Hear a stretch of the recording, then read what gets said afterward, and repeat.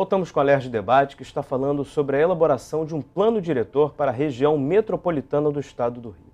Bom, essa ideia de elaborar um plano estratégico ou um plano diretor e coordenar essas ações na região metropolitana, isso é uma ideia do Rio ou isso já foi aplicado em outros estados ou outros países? Não, essa é uma ideia que não tem nada de original.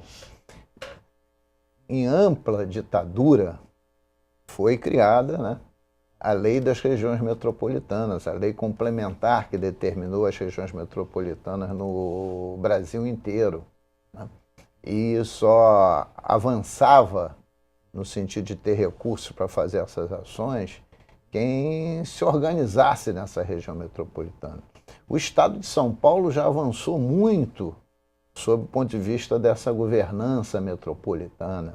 A Grande Belo Horizonte, há mais ou menos um ano atrás, aprovou o seu plano estratégico de governança da região metropolitana. Esse é um tema recorrente no nosso país. Nós é que estamos muito pouco avançados nessa questão. E eu diria que é por miopia política. Miopia política dos governadores, miopia política dos prefeitos, miopia política das câmaras de vereadores, miopia política muitas vezes da própria das assembleias legislativas e do governo federal. Porque o governo federal tem um instrumento importantíssimo na mão, que é o Ministério das Cidades. Se o Ministério das Cidades criasse um fundo em cada região metropolitana, que eles alocassem recursos, que os municípios alocassem uma pequena contrapartida em relação ao tamanho do projeto, mas não 10%.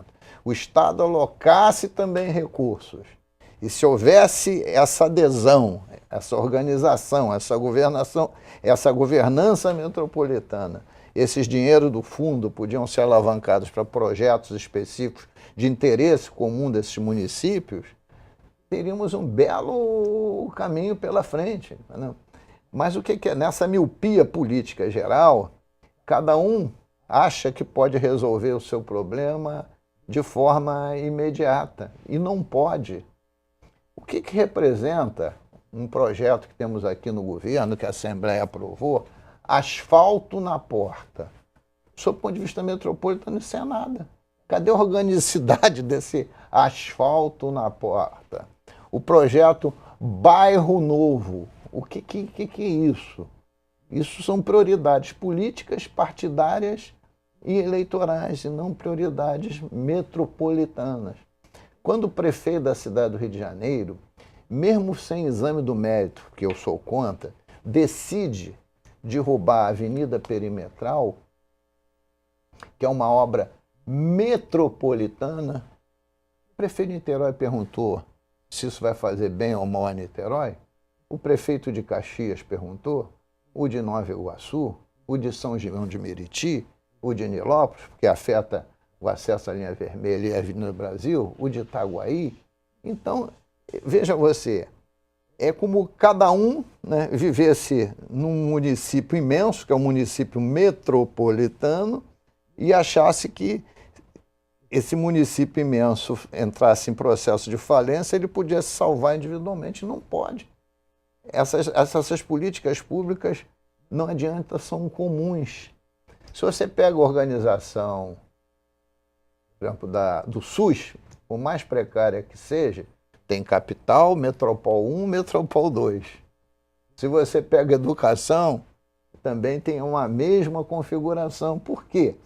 Porque as pessoas entendem que não tem solução individual para um município. Uns porque são muito ricos, outros porque são muito pobres, outros porque são muito extensos, outros porque são muito pequenos. Então as coisas têm que ter esta visão. Nilópolis tem 9 km², né? Talvez seja do tamanho da área da colônia Juliano Moreira, né? Enquanto Japeri, que é o mais pobre de todos, tem uma área que é 10 vezes a de Nilópolis. Então isso tem que ser visto no seu conjunto. As políticas de transporte têm que se ser pensada de forma comum, a de saneamento básico. A SEDAI, até recentemente, as pais eu tocou muito bem nesse assunto, sequer é fiscalizada pela agência reguladora, como ela tivesse acima do bem e do mal. Né? Como a SEDAI fosse dona da vontade política dos municípios e não pudesse ser fiscalizada por ninguém. Então, quando você me pergunta assim, será que a subsecretaria de obras pode fazer a governança metropolitana? Claro que não. Ela é uma subsecretaria de obras. O arquiteto Vicente Loureiro, por ter sido secretário de planejamento, secretário de urbanismo de Nova Iguaçu, por ter vivido parcela da sua vida e da sua atividade profissional na Baixada Fluminense, ele conhece melhor esse sistema metropolitano e chamou a si a responsabilidade dessa discussão, mas que mostra claramente que não tem um planejamento estratégico no Estado, porque se tivesse, não era a subsecretaria de obra que ia coordenar. A gente tem diversos problemas na região metropolitana, saúde, educação, transporte, saneamento.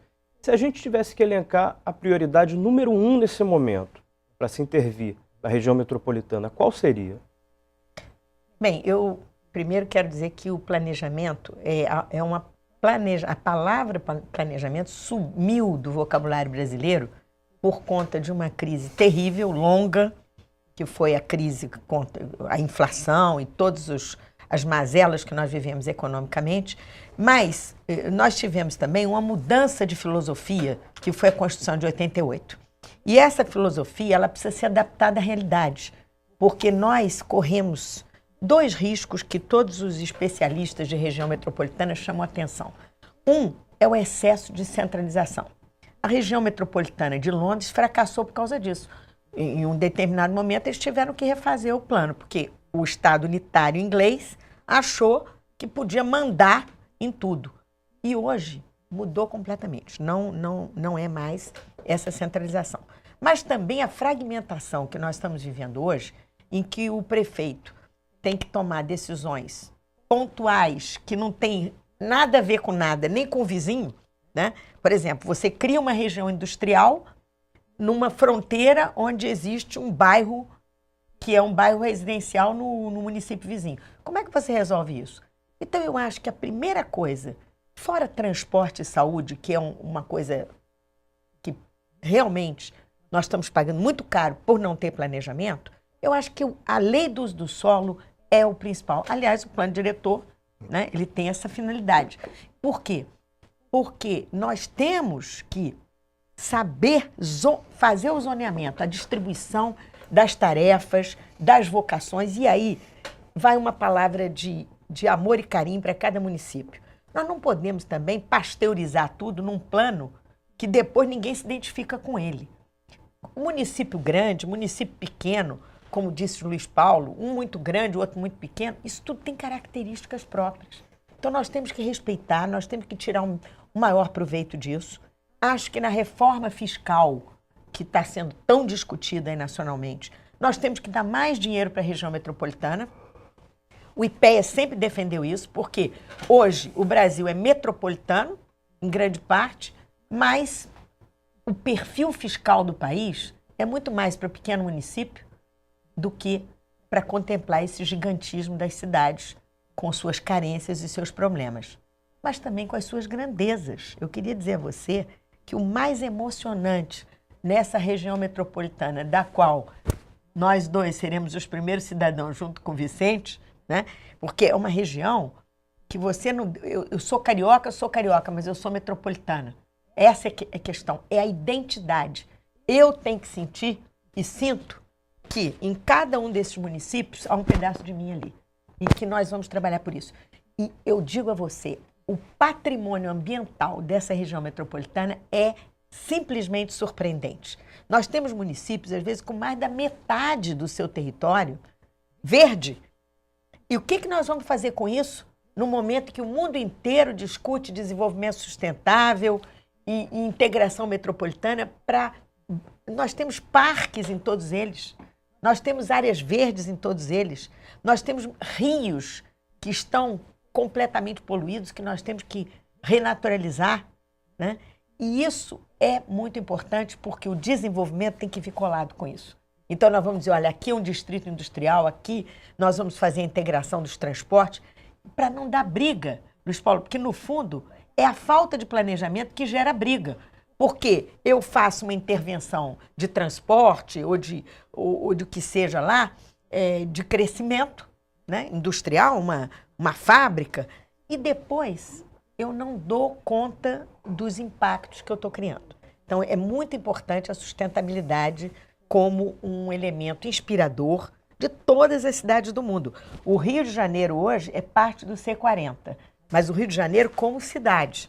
Eu gostaria de ver a região metropolitana participando também desse grupo seleto das 40 cidades do mundo que estão pensando a sustentabilidade. Nós vamos estar junto com Nova York, nós vamos estar junto com Los Angeles, nós vamos estar junto com Paris e junto com Londres.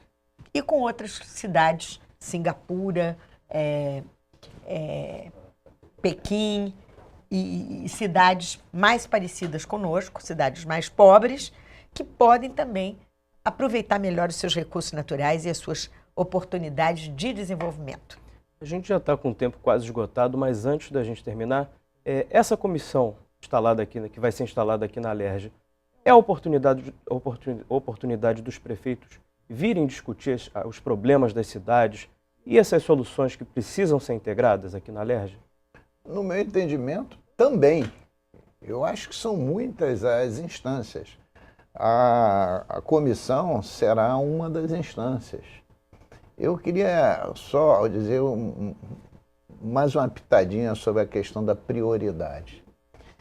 O que eu não vejo, nem no Estado, sob o ponto de vista do Estado com essa visão metropolitana, nem na maioria das prefeituras, com as devidas exceções, é que para organizar territorialmente cada um dos municípios e a região metropolitana, você tem que pensar pelo menos, no mínimo, para derivar os outros, 3 vetores.